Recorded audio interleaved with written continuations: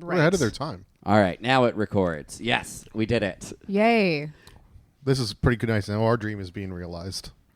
Of making it? Oh. Of recording this podcast. It's so poetic. Yeah.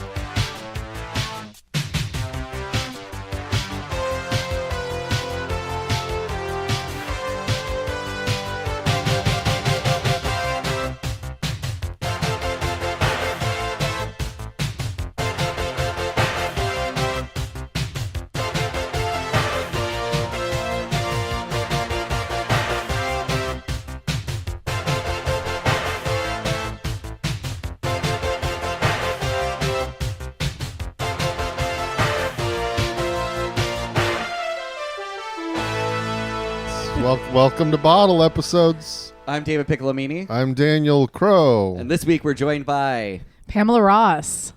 Thank you. I saluted. You saluted very hard. I saluted so fucking Was that a hard. salute for Stamos? Exactly. American icon? Normally when I salute for Stamos, I stand up and I just puff my chest out. I really make it count. But I'm a little sedate today. You're sedate for Stamos today. Sedate for Stamos. In fairness, you showed up. We immediately gave you a bunch of very heavy snacks. Out of... Yeah, so if you don't want to stand, I understand. It's true. I did eat a chocolate-covered Oreo. Two. We believe in bribing our guests. If Yeah. we're going to make it all the way out to Ridgewood, we have to give them snacks. Yeah. I think that's fair. Listen, we're not paying ourselves for this podcast. So we can't afford to pay other people. We can give them snacks. Here's my question. Great. Can you just use the doctor downstairs? Like, casually? Yeah. Not yet. Could you walk down and be like, my arm feels weird? You know, I haven't For tried context it for yet. people listening, there is a doctor's office on the bottom floor of David's apartment Oh, no, building. I'm going to get doxxed. That I'm fascinated by. You're fascinated. Okay, I got to show you the weird art down there. There's weird art about what it feels like to have different conditions. And one of them is just sitting on a bed of nails.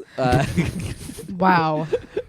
You know what feels worse than sitting on a bed of nails? Watching the TV show Dreams. I knew you were going to say that, but no, because I actually thought it wasn't that bad. I thought Dreams was not that bad. And Wow. I don't... Yeah. I disagree. It was pretty bad. It was bad. It was hard to get through. It was 80s cheesy, but I've seen way worse. Like, I'm not going to go on my way to watch every episode of Dreams. I haven't built up the kind of... Should we explain what it is? Yes, well, let's give the premise. Okay. Taylor, you want to give the premise of Dreams? There's a band. I think they're called Dreams. Are they? They might be. Are they? I think they're called I'm Dreams. not sure. I don't know if they ever said their name, but I thought they were called Dreams. They don't. And they're in Philadelphia, and they want to make it big. They play every week at the same bar. They get their amps stolen. They meet a rich girl. She's like, I want to be your singer. She becomes their singer. She's very good. She sings a song called Dreams. By the way, the band is called Dreams. I knew the band was okay. called Dreams. That was not clear to me at all. Okay, well, look, I have a lot of Dreams facts because I watched an hour-long documentary about Dreams that's on the same YouTube channel that all of the episodes of Dreams are on. Which is run by clearly like a super fan. The world's biggest Dreams super fan. Yeah. I think is it just old TV on there? Or is No, it it's just Dreams. just Dreams. It's just Dreams. It's just Dreams. It's episodes of Dreams. It's clips of the songs from Dreams, and it's this hour-long documentary that I think he made about Dreams, and it's pretty well made, all things considered. It was made by a crazy guy that loves Dreams. But I'm going to quote that as gospel. I didn't fact-check any of it other than what this guy said in this hour-long documentary. That is the amount of fact-checking I want to be done for this podcast. So- that is the effort. Watch the documentary. Do not fact-check I'll it. say up top about Dreams. Here's the thing. We're doing it because we had fun making fun of musical shows in the past. We did Cop Rock. We did Viva Laughlin. And we thought we should make fun of another musical. We Googled worst TV musicals of all time. This was on a list that we saw. This shows up a lot on lists. And we were like, great. John Stamos, that sounds cheesy and fun. We watched like the first 5 minutes. It was this weird dream sequence concert. We went, yeah, this is a show we should do. And according to, we couldn't find any reviews. There are no reviews of Dreams anywhere. I found one in the Christian Science Monitor. The source for TV. I'm not joking, because I wanted to do my own research because I Yeah. was so confused by this. Like how it exists. how it exists, like how little of it aired and why. Like I wanted to see if there was some kind of like I Like had people questions. protesting it. I thought that because I understand it's like a footnote in Stamos's whole career, but I was like, just the John Stamos Association alone, I thought there would be like write-ups. Well, I guess at 84 he was no one. like something. No, he was on a soap. He was on a soap. actually like a heartthrob from a soap. But here's the thing: according to this documentary, Dreams was actually pretty successful. It had the highest ratings in its time slot for several years for the network, and it was only canceled. Wait, several years. Yeah, like this time like slot in several several years. In several years. I thought Yeah. for several years. I was like, you can't. It's 6 episodes. How did you do this? So it only got canceled because the producer of the show was really mean to the guy that ran the network, and they got into an argument. And he was like, "Dude, you better watch it, or I'll cancel your show." And the producer was like, "Cancel it, dude. I don't care." And for some context, this producer, have you seen Licorice Pizza, the Paul Thomas Anderson film? Yes, Yeah. saw it in theaters. Bradley Cooper's character in Licorice Pizza Is is that a real life person. Oh, it's Yes. John who- Peters. Yes, he Oh, was the okay. producer of this show. Well, then now this all makes sense. Yeah. He showed up. And by the way, John Peters is not portrayed well in Licorice Pizza. He's an unhinged lunatic willingly flirting with underage girls. John Peters is still alive and didn't even consider suing. Like, Licorice Pizza came out, he's like, "That's me. I don't know what you want me to do. I'm that guy." And so that guy Yeah. made this show. And got into an argument with the head of the network, and that's why it was canceled. It continued to air around the world, again, according to this documentary that I watched, where it's kind of beloved in a lot of countries. He singled out two weird ones, which was the UK and Indonesia. Only one of which is a country. Well, the UK is several countries in The one. UK is, yeah. Yeah. This one's not big in Scotland. Yeah. So it's a weird combo, those two. Indonesia? Indonesia, yeah. Fascinating. Is that also where bounty hunting's still legal? Maybe, I mean, it's illegal in the US. It's 2 places. How many countries is Dog the Bounty Hunter legal in to watch? Weirdly enough, still in just Indonesia and the U.S. But yeah, so apparently it was actually quite successful because it was debuted alongside Charles in Charge, Yes. which ran for years. That was the other like half of the review in the Christian Science Monitor. Wait, so what does the CS Monitor have to say? They CS said, "I don't like Monitor- Charles being in charge. God is in charge." It was literally like the headline was like, "Charles in Charge charms subpar dreams." Yeah. Like it was not positive. It was something like that, but they just were like, it was negative. It was a pan. It is weird to have a show that is like in that weird mixture between like a 3-camera sitcom, like traditional like regular sitcom, and single cam, and they just add a laugh track to a single cam, and they're like, great, sitcoms need laugh tracks. So- we know that. Who cares if they're on the docks right now? Yes. Yeah, but here's the thing about how it was filmed. What I learned from this documentary, they weren't filming like a normal sitcom because John Peters was like, "I don't want to spend money. This thing might not even get picked up."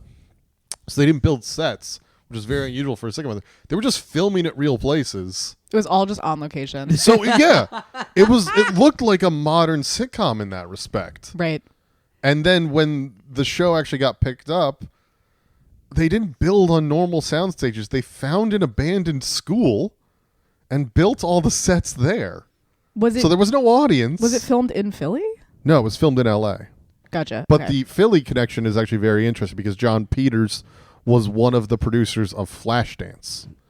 So actually knowing that, he pretty much remade Flashdance in Dreams. Here's all the similarities. So Flashdance, Oh my god, Flashdance Yeah. is in Pittsburgh. we could have just watched. I feel like we should have just all watched this documentary. Yeah. So Flashdance is in Pittsburgh. So like, I just move it to the other side of the state. Uh-huh. Go Philly. She's like a welder in Flashdance, and they're welder construction They're like guys in this. machinists. Yeah. Yeah.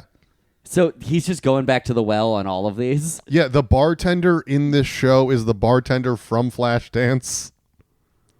That's why I've seen it described as a pseudo spin-off, and I was Yeah. like, what? How? And it's just someone like trying to make an artistic dream they happen when they're like working. Doing like a blue-collar working jobs. class. Exactly. Apparently, some of the songwriters from Flashdance contributed songs to the soundtrack for this.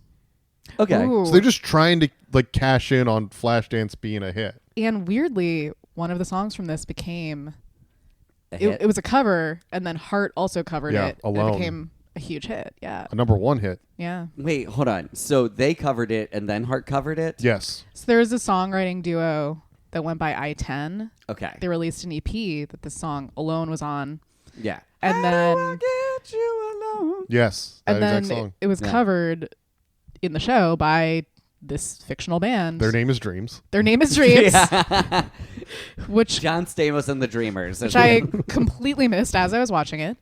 And then when Hart covered it, of course, it became this huge soaring hit.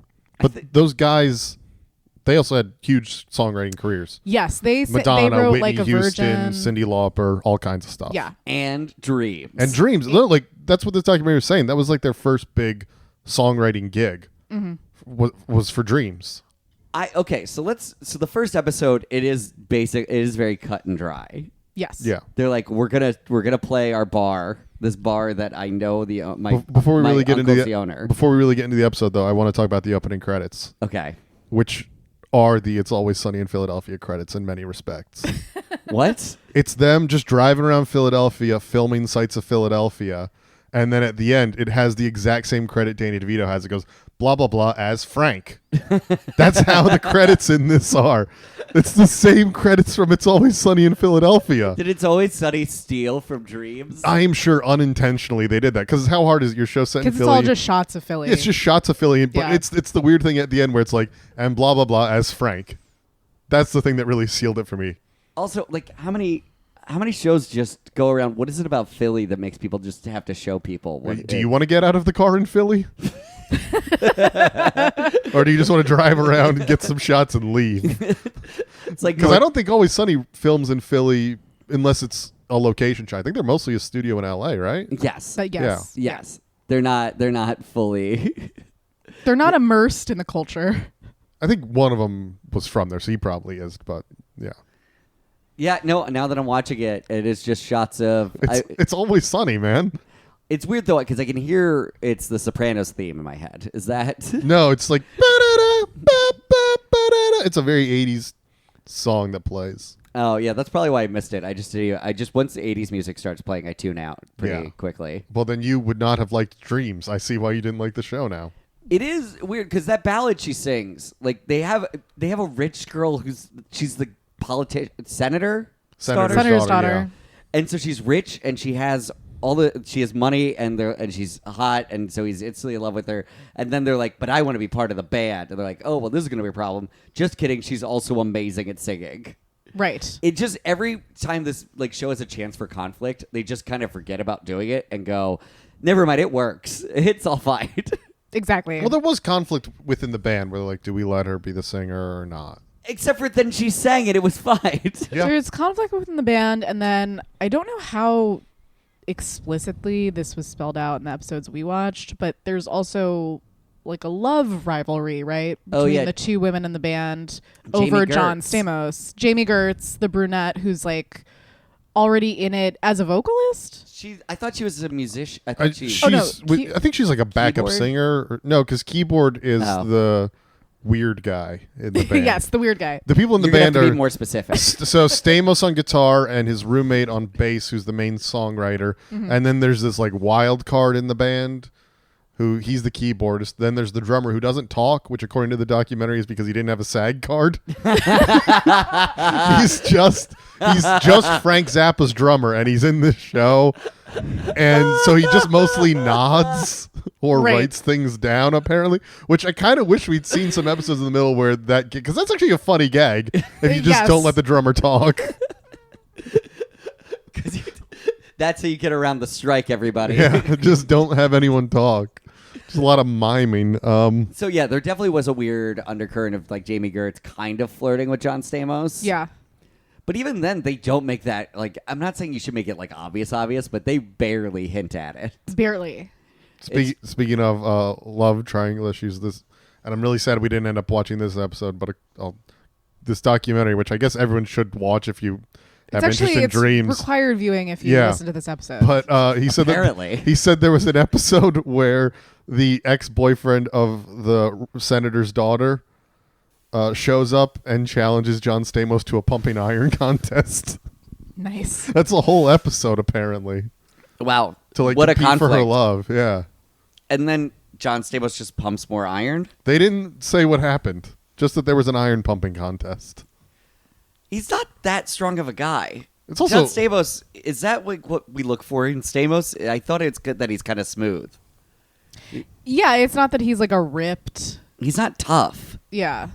Like, he's tough in, like, Full House. He's Full House tough. Oh, by the way, my memories of Full House are very vague. In Full House, his character is also a musician. Yes. Yeah. Okay, I couldn't remember if he was a full musician or just sort of owned a guitar No, and he also that has. I had seen. I think he requires people to make him a musician. I think he 'Cause he owned has- the guitar at first, and then slowly the show went for 11 seasons, so he became a musician by the end. That makes Because sense. Stamos just loves rock and roll. He has his own band that never did anything. He forced his way into becoming a member of the Beach Boys for a time. Yeah, that he is just true. loves rock and roll. He infiltrated the Beach Boys. He's in the music video for Kokomo playing steel drums. Completely forgot about that. Yeah. Yeah, they're on Full House at one point, I'm pretty sure.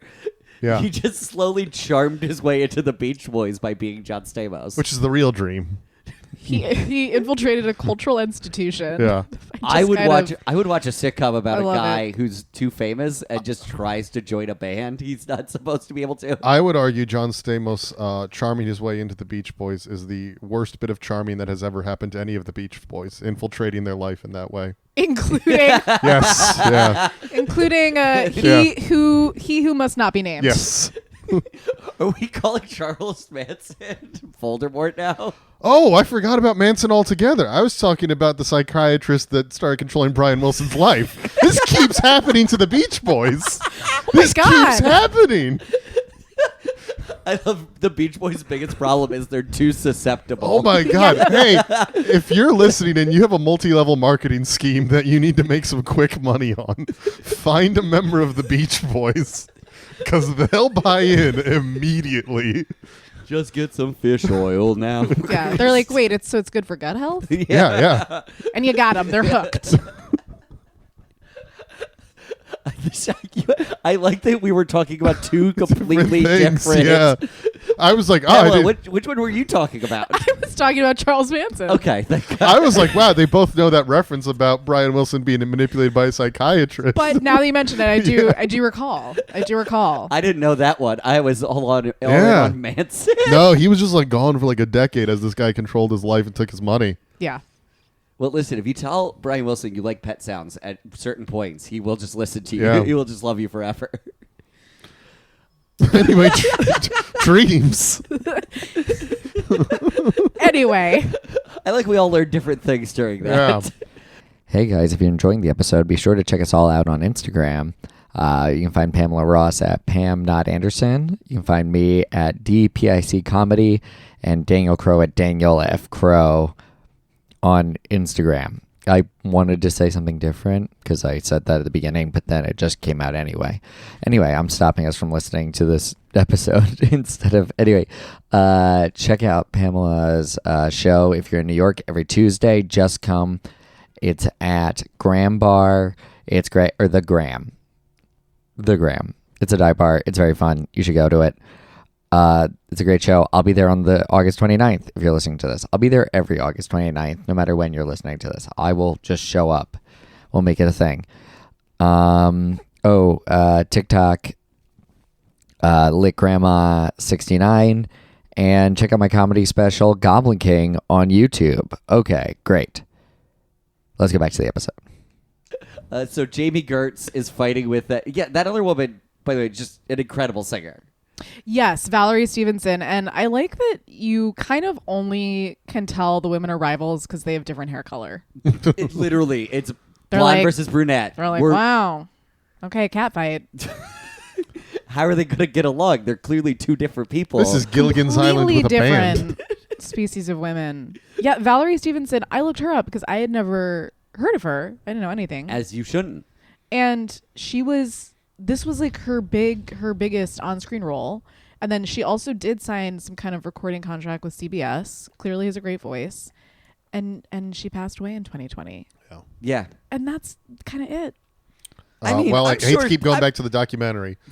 It was very informative. She had a background in country music. She was a regular at the Grand Ole Opry. She had been a backup singer for successful groups. She had like a small country music career before this. So this wasn't all she did. Mm-hmm. But that was kind of the ramp up into being like, well, now you're going to do this show that's basically like a flash dance thing on TV. Yeah. And then it got successful, a little bit of success, and then John Peters threw a fit and it got canceled. John Peters sabotaged his own show. By the way, do you guys recognize the name of the creator? Because I did. oh, Andy Borowitz. Yeah. Yep. Yeah. Created Oh. Fresh Prince of Bel-Air. Noted What? satirist. Wait, This is the And same creator. created the Fresh Prince of Bel-Air. Yeah. Yeah. Same creator as Fresh Prince. I did not know that, but I know the Borowitz report. Of and course. Of course. Who can The, forget? the scourge of so many comedic minds. yeah. It's allegedly a satire column in the New York Times, but I mean the New Yorker. But it's I mean, it's exactly the kind of it feels in the same vein as like SNL political satire, where you're like, it's like, yeah, if you find Randy Rainbow gut busting, you're gonna love this. It's for like white centrists. yeah, it's Yeah. really it's Just like the Fresh Prince of Bel-Air. Here's the thing about I had this, no though. idea he created the Fresh Prince of Bel-Air. but Yeah. this is what's He had a crazy. big old fucking hit. So the show was doing well. John Peters gets into an argument with the head of the network. The network's like, I'm canceling it. Bye. If it keeps running for several years, a la Charles in Charge, here's what doesn't happen. No Stamos on Full House. yeah. Does Full House, is it a success without Stamos? He's a bit of a heartthrob. He's bringing in eyeballs. I will say it's still successful because this is a show that is as inoffensive as Full House. Yeah. And it's like, oh, if he had had a better supporting cast, I think it would have been successful. But also, if it keeps going a few years, probably no Fresh Prince of Bel-Air. Right. Because the end of Yeah. that time, which means... Because Chris Rock's face remains unslapped. Will Smith never becomes an actor, really? Right. Yeah. We can butterfly effect so many things. Well, Will Smith there's also been spoken at length about how instrumental Will Smith was in getting Hollywood to accept like black lead actors in big budget things. Yep. So John Peters throwing a fit and getting it canceled early directly leads to the acceptance of black actors in Hollywood when you think about it. Yeah, and that's how Halle Berry won an Oscar. Maybe, who knows? Yeah. Speaking of a monster's balls, Jesus. John Peters really just ruining. Yeah. Okay, so and by the way, if anyone's curious, just Google Barbra Streisand dated John Peters. Yeah, So- that's how he got into becoming a producer. So just Google that, and you'll learn a lot. It's a really interesting portal. Yeah. oh my god. So my problem is I've just not been dating famous enough or being enough of a maniac. Well, you've got one of those down. Okay, cool. Now you just need to start dating famous people. Throw out your meds. Yeah. Toss them into the wind. Let Hollywood take control. Barbara, if you're listening, David is ready to date. Yeah. I'm out. I'm ready to produce or reproduce, whatever you want, Barbara. Whatever you need. I like that we just talk to famous people on this podcast. Every episode. Every episode. Oh, really? It just keeps You make happening. direct appeals Yeah. Yeah. Every to episode. celebrities. Feel free to make appeal to whatever celebrity you want right now. Oh my God, Justin Long. You're Really? listen. Okay. He's from my hometown. Justin, I know you're in a little bit of a conundrum with the Jonah Hill controversy, but you're the only non-comedy celebrity who's told me I'm very funny. So please don't fuck this up, because I need this. What did Justin Long do with Jonah Hill? He He's just he's around. he was maybe creepily enabling Jonah Hill to hit on underage women actors when he was coming up, but yeah. Yeah, I can't take that. We can't take that. Fairfield, Connecticut cannot take that kind of heat right now. Are you kidding? Between Justin Long and John Mayer? What did I mean, John Mayer in general, or Yeah, his whole thing. Guys, leave the hitting on underage actresses to John Stamos, please. Please. please? That's what John does. Does John Stamos do that? I don't know. Please don't sue us, John. I just want to. I Please figured leave he it does. to Jerry Seinfeld. Yeah, All there right, you that's go. one we have proof of. Yeah. This We should- podcast is going a lot of places. Yeah, we should probably say we should probably do the plot of the episode. Yeah. The first one, we kind of Yeah. did it. So yeah, no, she The basi- pilot. Yeah, they start off. There's a weird dream sequence It opens with a dream sequence. where they're playing a concert, Yep. but then it's revealed and like I was just having an amazing dream about dreams. By the way, in the dream, he says after he wakes up, he's like, "We were playing a concert at Madison Square Garden," but within the dream, it's clearly like a pretty small club Right. that Yeah. holds a couple hundred people. it's depending on people to not know what Madison Square Garden looks like Yeah. from the front. And he sees sort of a beautiful blonde woman emerges from the crowd. Yeah, And he like falls in love with her, basically. yeah. And that's when I learned that senators have access to mind control. That's what the show's really about. We would have learned some deep conspiracies after certain episodes. Yeah. So yeah, then it's in one of the worst jokes of the whole thing, being like, "It was the stream in color. We should have it in black and white. That way, it's cheaper to have again." Laugh track. That's our first. We're like 3 minutes in, and then the laugh track happens. Right. Yeah, But the laugh track is throughout the episode, but very minimally. They'll do jokes and not do the laugh track sometimes. It's also I like that it is a soundtrack enough that they're like, well, I don't think this one's actually that good of a joke. But I want to note the laugh track because of how it's filmed and how sparsely the laugh track is used. And by the time you get to the last episode, which we watched in the second episode, they're not doing laugh track at all. Yeah, just Which they got is rid of it. It's Crazy. completely gone, yeah. It's crazy for the time period that they were doing that. No comedies were not doing laugh tracks at the time. So it's actually pretty innovative in how they were presenting this show as a whole. Or they had given up. I don't know, man. Maybe it's such an easy thing to do when you're editing the episode anyway. I don't know if they'd given up or people had stopped caring and he thought, let's not even do the laugh track and see if it works. I like to think it's formal inventiveness. Yeah. that they actually pioneered. Yeah. I mean, I'd be curious to see. We didn't watch like episode 6 or whatever when it was still in the air, but I'm wondering if they were still doing the laugh track. By that point. Yeah. I do like the idea of John Peters being like, well, fuck that. We don't need the laugh track either. Just It's map too it off. expensive. So then, they are working at the docks. That's just doing They shipping have to stuff. it's like they gotta get up and go to their day job. Yeah, at the dock, doing shipping crates. They're like their job is unclear to me. They're just kind of at. Well, in the documentary, they do say that they're welders. They specify that they're welders. Yeah, so okay. just like Oh Flashdance. wait, they do. I remember they make a weird joke about it. They make Just a joke like I just can't like get over like Flashdance, the man. carbon copy elements. Okay. because they make a joke that's like, this guy probably still uses washer nuts in his screw hole or something like that. It was some weird techno babble for plumbing. Okay. And then I get to laugh from the audience, and I was like, "Were we supposed to get that?" Well, Yeah. if you had just seen Flashdance. That was a You- joke for everyone in the trades. This show really had something for everyone. I don't think that's. That's why we brought this blonde in for the trade workers. So they're at their day job, and then they go to the club, right? The bar. They go to the bar they play at. No, Yeah. first they find out that their gear has been stolen Oh, before they're like, oh, our amps were stolen. because they have to go to the bar for and be like, "Can you get us some new amps?" Gotcha. And he's like, "Listen, just because we're family doesn't mean I like you. Just also your band's bad." Yeah, Who goes, "Hey, I love your band. It's just missing one thing, and that would make it a good band. But right now, it's pretty bad."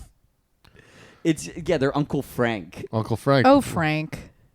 If you're making a show set in Philadelphia at a bar, you got to have a Frank that's old and balding. Yeah, and Italian-ish. Yeah, Which is of my people. Yeah, that is the old balding Italian South Philly guy.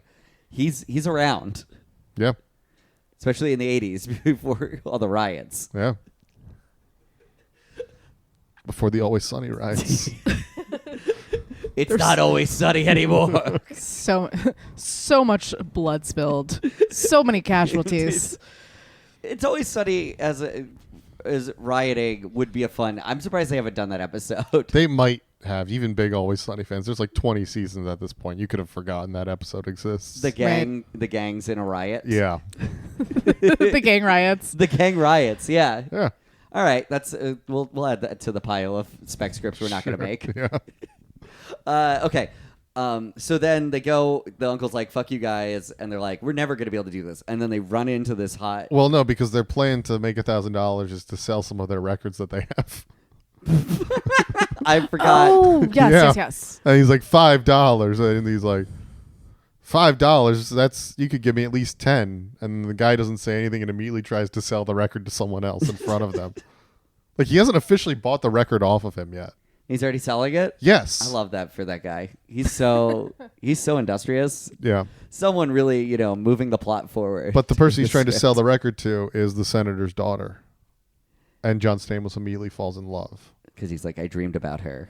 Well, here's how quickly he falls in love. The bassist that he's roommates with says something that I don't remember what it is. I don't remember it finding it overtly offensive or anything. But John Stamos immediately goes, "Watch it. She's going to have my kids." It's like that. It's pretty presumptuous, John, but okay. And then what was the other? So then, they talk for a second. He charms her because he's John Stamos. Well, there's the really good line of he walks up to her, and this is his pickup line. He says, "Hey, if you could be one song in the world, what would it be?" She hits him back with an all-timer. She says, "Beat It." She would be jerking off right now? Is Yes, that, that's okay, what she's saying. Is that what Beat It is about? Yeah, it's Yes. about jerking off to John Stamos specifically. Wow. Good for Michael. I mean, it was weird because at that age, John Stamos was a little younger. Oh, so that's why Michael was okay. It makes sense. Yeah, that's why he was into it. Yeah, it's been John Stamos. He's just been a sex icon for too long. It's Lindsay Lohan problems. That must be debilitating. To be John. To be John Stamos. No, you get to just join the Beach Boys for no reason. Okay, Yeah. wait. No, then it's very cool. Okay. Yeah. Change my mind. I was forgetting about some of the advantages. Of So- just being hot all the time. Yeah, just being perennially hot. So yeah, he just sees her in the record store and opens pretty strong. And then they arrange a kind of date. Yeah, they go Yeah. on a date. He goes to her house, right? As soon as she finds out he's in a band. Oh, right. She hates him, but he's like, "I'm in a band." And He she's literally like, goes, I'm a musician. And she's like, immediately It's her the whole switch. the fact demeanor that changes. The fact that he looks like John Stamos didn't sway her at all. But he's like, "Hey, just want to let you know, I am wasting my time." But And she was also- like, "I'm in." To be Yeah. fair, this does feel like what a guy who looks like Andy Borowitz thinks happens. Just Yeah, a heads he's up for like- everybody. He's pulled up a picture of Andy Borowitz. He's like, if I were a Chad, Yeah. I'd This is walk what up. women like. I'd walk up to any chick and I'd just be like, I play guitar. And she'd immediately suck my dick. That's why he's wearing that leather jacket.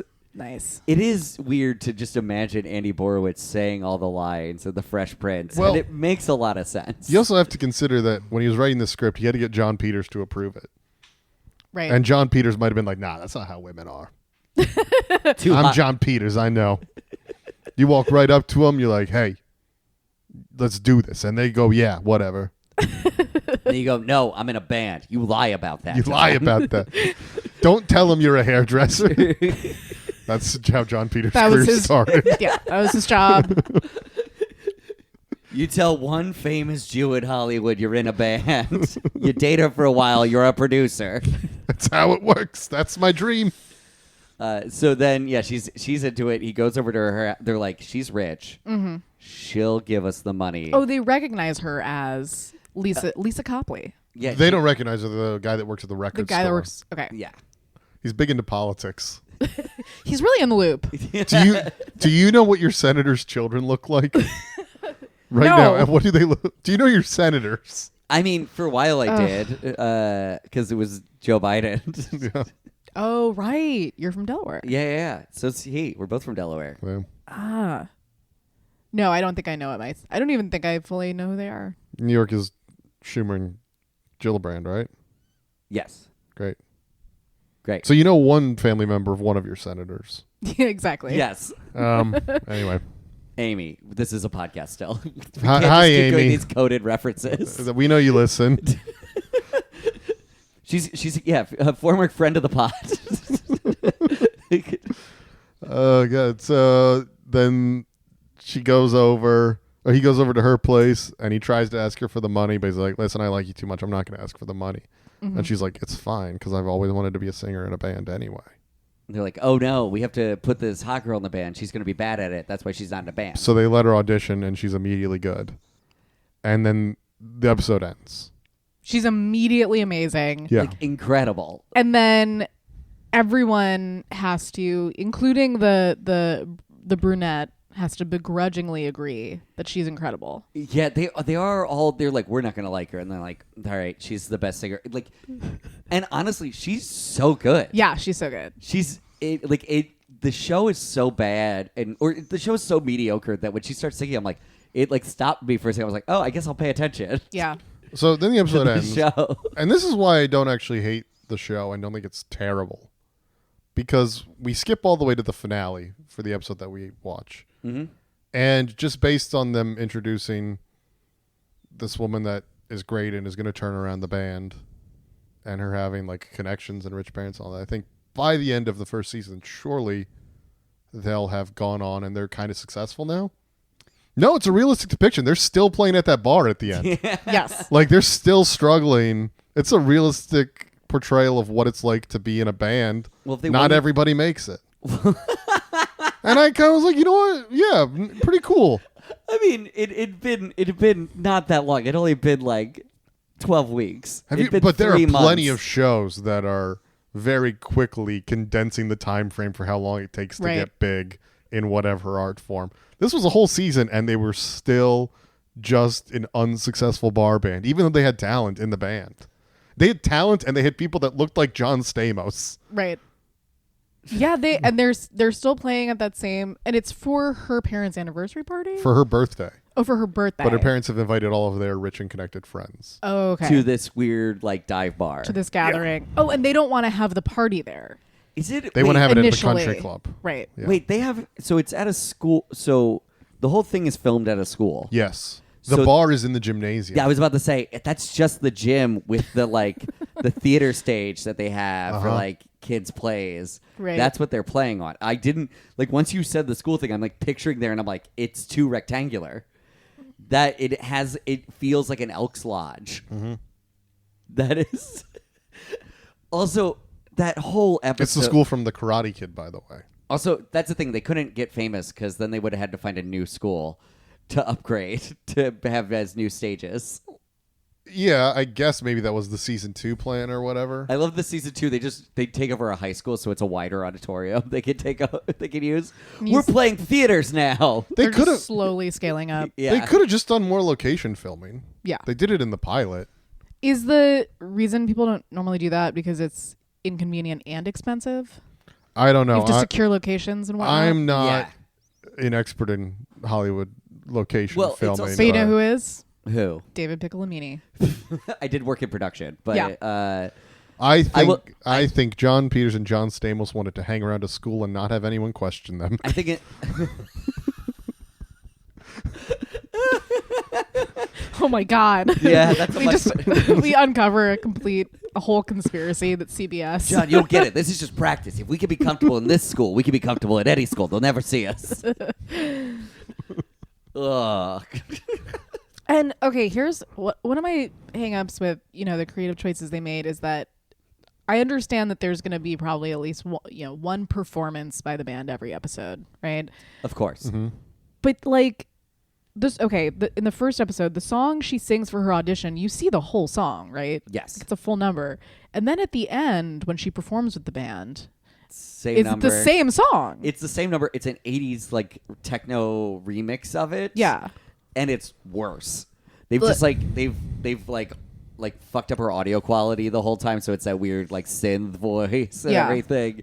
Yeah, it's just a worse version of the same song. It's just like repetitive. I So, don't. from what I've gathered from both reading up on the show and watching that documentary on YouTube now, check it out, is that every musical number in the show they filmed and tried to send to MTV as a music video. Oh, as And part they- of like the promotional Yeah, plan. and That they makes they, sense. they released an album as well. Yes, they released like at least an EP, right? No, full album. Full album. Holy you shit. You can listen on a major to, label and everything. Damn. And it seemed like that was one of the things when they canceled it. The ratings were going up because one of the songs was getting airplay on MTV, which is another thing. Like, why would you cancel this thing? It's working. It's according working, to yeah. the documentary. Well, I mean, that's According to a documentary made by a fan of Dreams that runs a whole YouTube channel devoted to Yeah. Dreams. Yes, where did they get this information? Were they? I didn't question. He had a British accent, so I accepted everything he said. Oh well, I mean, maybe there's just I more. heard it was popular in the UK. Yeah, Indonesia. maybe there's just more information about it out there Well, he had a clip in the UK. I don't know. because Oh, you know, British internet, it is smarter. There's because more facts on British internet. well, because the whole thing aired over there, and he said it aired in like a very good time slot when there were only 4 channels, so a lot of people saw it. But he had clips from musicians who were like, "I wanted to become a musician after I saw Dreams," and they were all Wow. British. Wow. Yeah, So Dreams had a whole cultural impact abroad that we know nothing about. maybe that's the reason No Laugh Tracks ended up working. It was in some show internationally that then some people over here saw, and that's how we ended up where we are today. Who knows? Yeah, do you know Ricky Gervais was actually inspired by Dreams to get rid of the laugh track? Well, he was a musician He that was made in music. an 80s band. They made music a lot like the music in Dreams. Yeah. I mean, pause the record. Let's find that video, and you can give your No, opinion. I know. I've heard Ricky Gervais's pop music. I forgot about that. Yeah. But yeah, you're right. That is exactly. It's like 80s garbage. Yeah. Yeah. Ricky Gervais just slowly watching John. Oh man, I'm trying to think of John Stamos in The Office now. It doesn't work at all. He doesn't belong there. in a minor arc where he comes in. Yeah, like in an Idris Elba style, Yeah, yeah, where it's yeah. like I'm too handsome to be here. I was going to say he's too handsome, then I was like, Idris Elba was on there. But that was literally Being the all whole- handsome and British. That was kind of his role, is to be handsome and British. Yeah. John Stamos, Idris Elba buddy cop show. Yeah, neither of them can act as well as we think they can. Yeah, so that's why they're buddy Interesting. cops. I want, completely off topic, I really want to see Tim Meadows and Ken Marino do a buddy comedy. That's great. Yep. Yeah. Would be on board. That's my pitch. Yep. Yeah, the incompetence and the aggression. Hollywood? They're the real life cops that John Stamos and Idris Elba, their characters are based off in the buddy comedy, and they have to live in the world where like they're like famous from a series of like Lethal Weapon style films, and it tears them apart. Are you This writing is- this down? This Yeah. is the other. It's recorded, luckily. So okay, what happens in this? Because we do need to talk about the second Yeah, episode. The sorry. second episode Yeah. is so much weird. The first episode is just kind of establishing Sure. all this stuff. The second episode is so much weirder because they're like, "Hey, you want to get with the blonde girl? You got to make sure her parents fucking love you, dude." There is a Yes. joke I like in this episode. It's All right. pretty rare that I get a joke I like on one of these shows. Not since Dog with a Blog. Yeah, Dog with a Blog was weird. So the plot of the episode is that they're throwing a party at the bar for the birthday of the new singer. Her parents are rich. They invite all her friends. So the band tries to pretend to be like rich and snooty to impress her parents. But not Frank, not the bartender. He meets the senator and he goes up to him. He's like, "Hey, I'll tell you how to deal with these Russians." Send me and a buddy in there, land a plane right in front of the Kremlin, give us a bottle of whiskey. We'll take care of them. It's just so out of left field for the show that I was like, yeah, you know what? I find this funny. Yeah. That, Like, I'm on board. Yeah. I like it. Well, it does make sense because like Andy Borowitz would just have all these weird political jokes, just like casually thrown into like. Yeah, it was like shoehorned in. yeah. I mean, the fact that it's a fucking senator's daughter for like that's like it's not just like a rich person or like. Yeah, I find that like something like that, like senator's daughter, congresswoman's son, is sometimes just used as like it's like a byword for like a rich affluent kid. What's the lowest level government position that would work for, do you think? Councilman. A comptroller's nephew. Yeah, a councilman's stepson. Yeah, I'm the city auditor's godson, so. So don't fuck with me. Yeah. It is weird that they have to put up signs for that every year. Like, Yeah.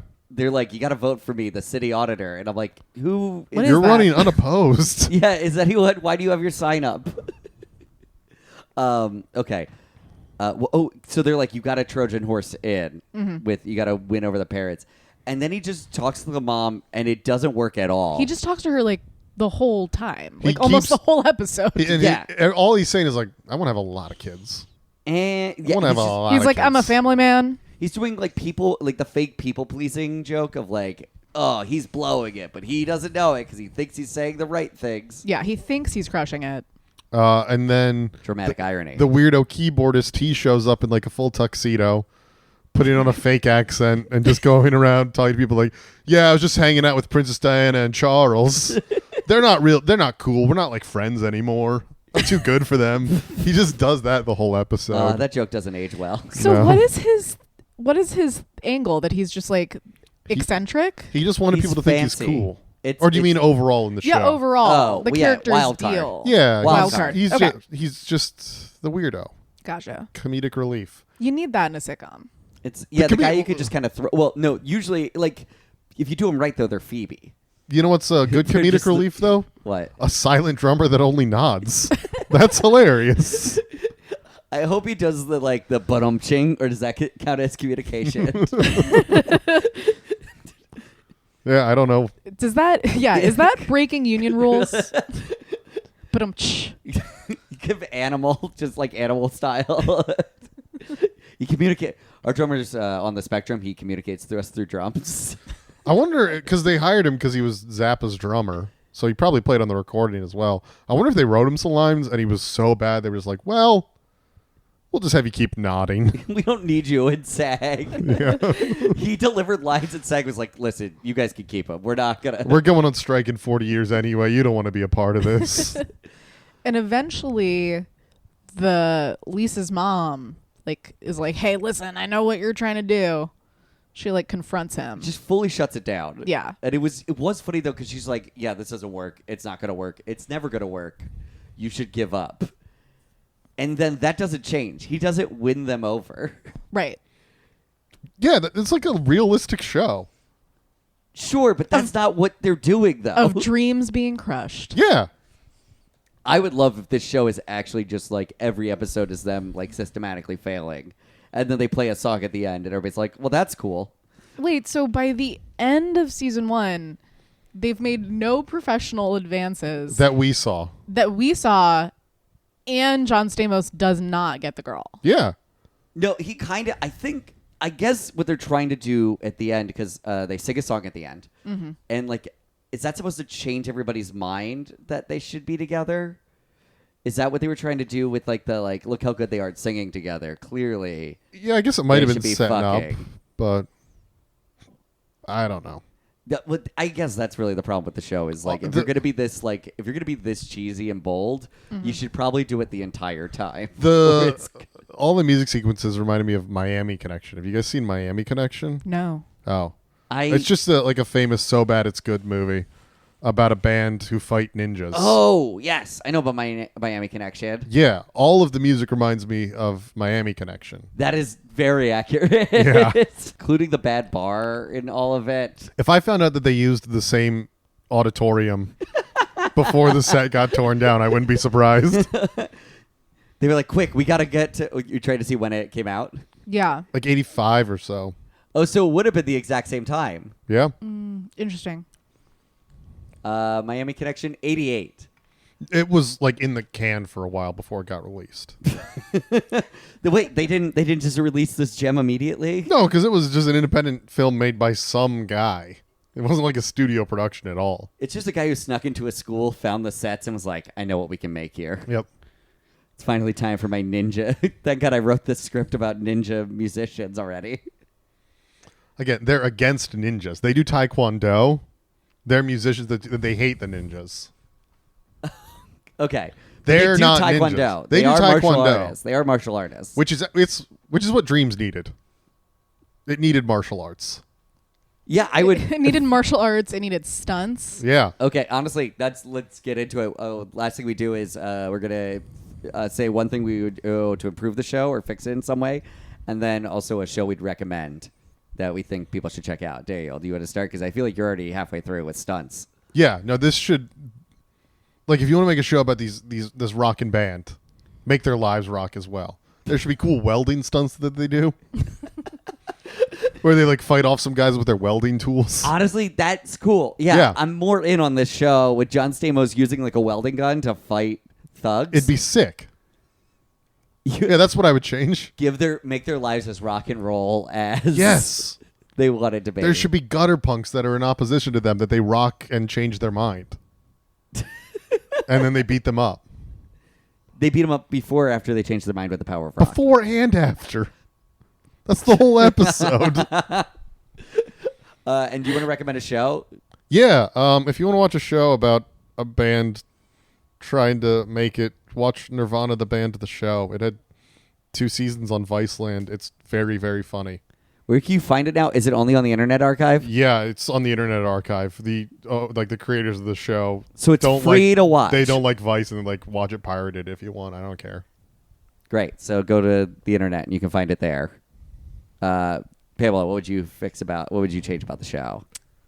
Well, if anything, I wanted to see them more grounded in the local Philly music scene. It felt like they existed in the vacuum, or they just played at this bar, Yeah. and that was it. It is very much exactly how sometimes you go into a place and you're like, oh, you're the mayor of this bar. You have worked really hard and spent a lot of time to become very important at this one location. Yeah. Season 2, you wanted them to like meet Hall & Oates or something. I want them to at least like, I don't know, like play a house show or like have a rivalry with a local band or like a run-in or I love that in Philly too. Like just a real grungy Philly band someone to like be, and I think that's really the nature of mine too. But hold on, and then a show you'd recommend. It doesn't have to do with this. It could be anything. It could be anything. Just this is a bad show. What's a good show? A good show is called Back to Life. It was on the BBC and you can watch it on Showtime here.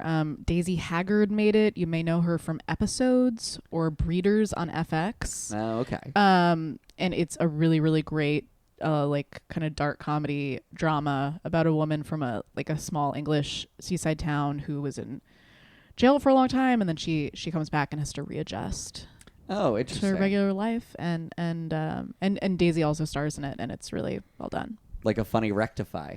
Yeah, kind of like that. No, I don't. That's Rectify is such a fucking. I confused Rectify and Justified. Oh, right because there. of the names, and I've never seen either of them. Oh. Rectified is about coming back from prison, and Justified it's about killing prisoners. Oh, okay. No, right. It's not really about killing prisoners, but it's about being out of place and time. Anyway, it's like what if Timothy Oliphant's character from Deadwood just got moved to modern time Kentucky. Oh, interesting. Okay. That's basically it's like an old school sheriff operating in the modern world, but doing a lot of the Elmore Leonard Rhinus. I guess I'm recommending Justified. I love that show. It's a great show. There you go. It's slept on. It's one of the 2 things that kind of launched Walton Goggins. It was that and The Shield early on for him. And it's really great. And there's a new series of it that just came out. So catch up on the old Justified and then watch the new one, the revival that came out. And I guess I'll just end with what I think the show needed, which was conflict at all. Yeah. Just conflict. There's no pumping iron contest. Yeah, for sure, fine, but make the show as light as that the whole time. That it just do that kind of, because it just tries to do like 5 tones that are all kind of not really working. And if it just picked one and had conflict around, it's like every single problem gets solved like that. It's like, oh, we lost our amps. Oh, this girl will give us new amps. Oh no, but now she wants to be part of the band. Oh wait, she's amazing. Okay, but now we have to play together. Oh wait, that's fine too. Can I just quickly change what I want to make the show different to make it better? Yes. Make them a ska band. Oh, hell yeah. Perfect. No notes. There we go. It just, I like that because there's so many more characters. If they had been a ska band, There's 15. You don't even have to worry about getting them all SAG credits. They all just speak from trombones. Yeah. if they had been a ska band, season 2 they would have picked it up. Good night, everybody.